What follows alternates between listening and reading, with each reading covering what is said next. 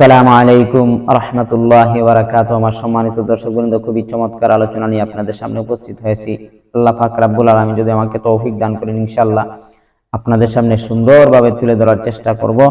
আমার আলোচনাটি শুরু করার পূর্বে আপনাদের নিকট রিকোয়েস্ট জানাচ্ছি, আপনারা লাইক, কমেন্ট, শেয়ার এবং সাবস্ক্রাইবের মাধ্যমে আমাকে সহযোগিতা করবেন, যাতে পরবর্তীতে নতুন কোনো ভিডিও নিয়ে আপনাদের সামনে উপস্থিত হতে পারে। আমাদের প্রিয় নবী সাল্লাল্লাহু আলাইহি ওয়াসাল্লাম বলেছেন, মানুষ যখন সকালবেলা ঘুম থেকে উঠে তখন তার প্রত্যেকটা অঙ্গ প্রত্যঙ্গ জবানের নিকট আরজি কামনা করে যে, হে জবান, তুমি আমাদের ব্যাপারে আল্লাহকে ভয় করো, অর্থাৎ তোমাকে গুনাহের এবং নাফরমানির যত কথা কাজ আছে সকল কথা কাজ থেকে বিরত রাখো।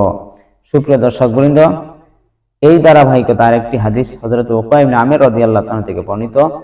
হযরত উকবা ইবনে আমির রাদিয়াল্লাহু তাআলা বলেন, আমি একদিন আমাদের প্রিয় নবী সাল্লাল্লাহু আলাইহি ওয়াসাল্লামের নিকট সাক্ষাৎ করলাম এবং বললাম, হে আমাদের প্রিয় নবী সাল্লাল্লাহু আলাইহি ওয়াসাল্লাম, আমাকে মুক্তির উত্তম উপায় কি বলে দিন। তখন আমাদের প্রিয় নবী সাল্লাল্লাহু আলাইহি ওয়াসাল্লাম বললেন, হে উকবা ইবনে আমির, তুমি তোমার জবানকে সদা সর্বদা হেফাজত রাখিও, তোমার জবানকে নিয়ন্ত্রণে রাখিও।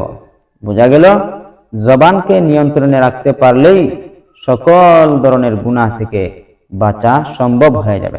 সুপ্রিয় দর্শকবৃন্দ, আমরা তো বনি আদম হিসাবে সব সময় গুনাহ করে থাকি, চাই ইচ্ছাকৃত হোক অনিচ্ছাই হোক, সদা সর্বদা আমাদের কোনো না কোনো গুনাহ হয়েই থাকে। তাই আসুন আমরা সদা সর্বদা চেষ্টা করব শরীরের প্রত্যেকটা অঙ্গ প্রত্যঙ্গের দ্বারা যেন আমরা কোনো গুনাহ না করি, প্রত্যেকটা অঙ্গ প্রত্যঙ্গ যেন গুনাহ থেকে আমরা মুক্ত রাখতে পারি।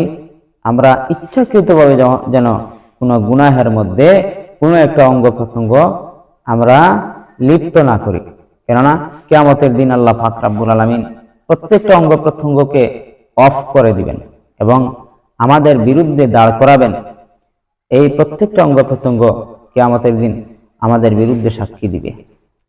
সূরা ইয়াসিনের মধ্যে আল্লাহ পাক রব্বুল আলামিন বলেন, আল ইয়াউমা নাখতিমু আলা আফওয়াহিহিম ওয়া তুকাল্লিমুনা আইদিহিম ওয়া তাশহাদু আরজুলুহুম বিমা কানু ইয়াকসিবুন।